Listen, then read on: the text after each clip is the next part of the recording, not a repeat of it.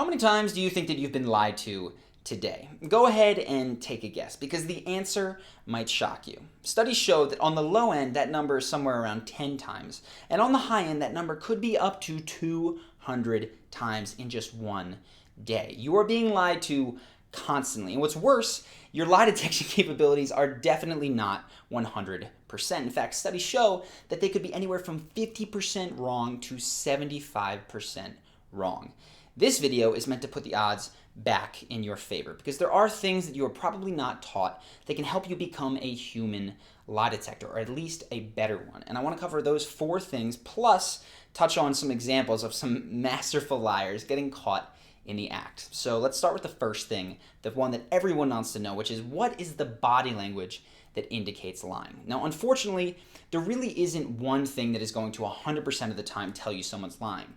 When you're looking to detect lying in terms of body language, what you're looking for are tells of stress with regards to a particular subject or topic. And what that means is that reading stress in the body is actually much easier than reading deception, right? Stress comes through in a lot of different ways, and you can see it in pacifying behaviors. So that might be rubbing of the arm. If they're sitting, you can see people rub their leg. You'll see people start to touch right here. That's a pacifying behavior. You want to see people chew on their lip, cross their arms, purse their lips, give you one of those. All of these things create a lowered, like trying to calm yourself down response. And we do that in response to stress. Now, there's one thing that is classic when people feel stress, and it's called blocking. That means putting anything between themselves and the thing that is causing them stress.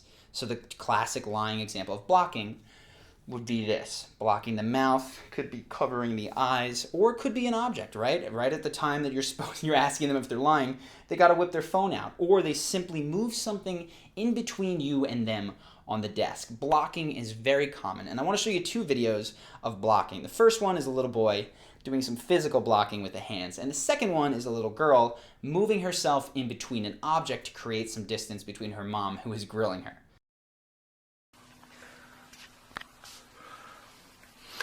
Who got the paint out? Brother did?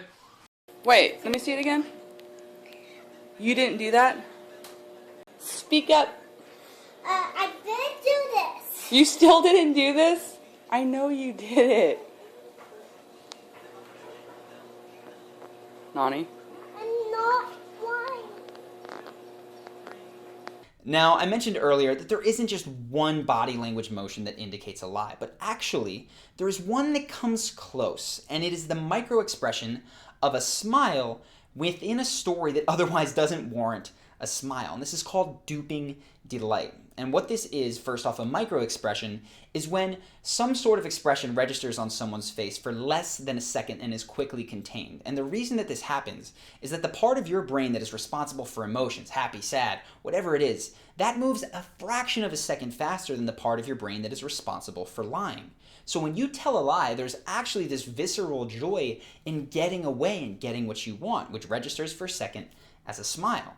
But then the part of your brain telling the lie kicks in and goes, don't do that, and quickly shuts it down. So it looks something, I'll try my best, like this. Finish the story. And then people often purse their lips. So I want to show you a quick example of that, and it's better than I can do, which is, again, another young girl master liar here, who the context of this is that she wants attention from her mother, and for months and months and months, she has pretended to have these crippling foot cramps so that her mom will come rub her feet and give her attention. Pay attention to her face as soon as her mom starts to touch her feet and she gets what she wants. Oh, Teddy, can you give it a rest, hon, please? Let's play cars.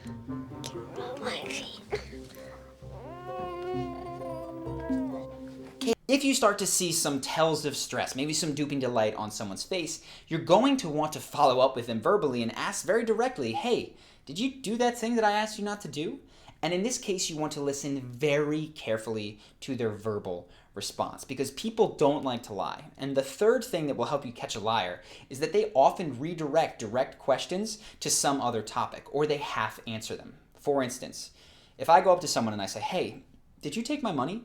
They might respond by saying, oh my God, I'm not that kind of a person. Or how could you even ask that of me? And then pull out their phone and immediately block, right? These sorts of things are called redirects. Do they immediately indicate guilt? Absolutely not. But what we find in liars is that they try to tell as much of the truth as possible until they are pushed to the brink. Will they flat out lie?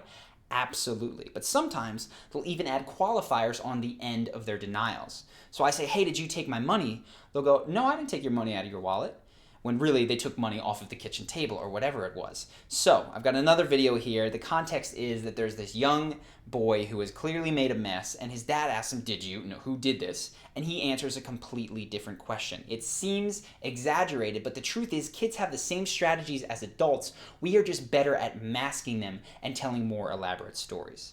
Stretching. You know what happened? I can stretch. You were stretching? Uh-huh. How did the cabinet fall? I can put it back up.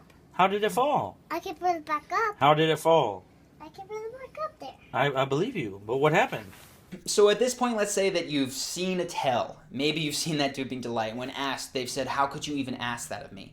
Now you're kind of put in a pickle. So when it comes down to it, you can always go at the, listen, I'm having a hard time understanding what happened. Can you tell me? And then the fourth thing that you're looking for is to see if this person can recreate the events of what actually happened out of sequential order. Liars, whether they're making it up on the spot or they've rehearsed it, often have done this before, and they've done it chronologically, right? So it can make sense chronologically.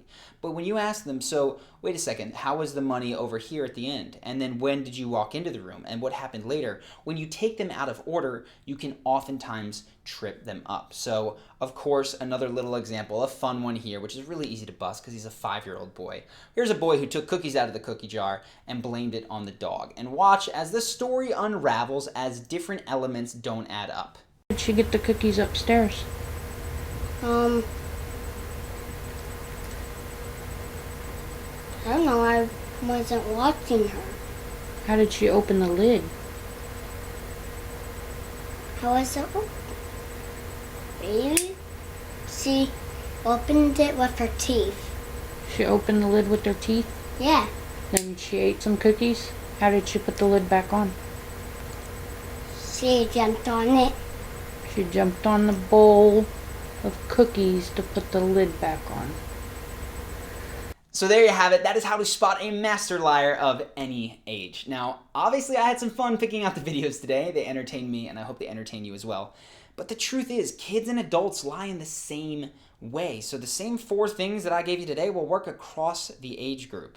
First off, you're paying attention for any sort of pacifying or blocking behavior with regards to a specific subject. If it differs from their baseline and all of a sudden they start blocking or pacifying, pay more attention. Second, duping delight. That is the quick flash and then the containment of a smile with a story that shouldn't have a smile in it. Third, difficulty in outright denying that they did something wrong. Any sort of verbal jujitsu, that means you need to dig deeper.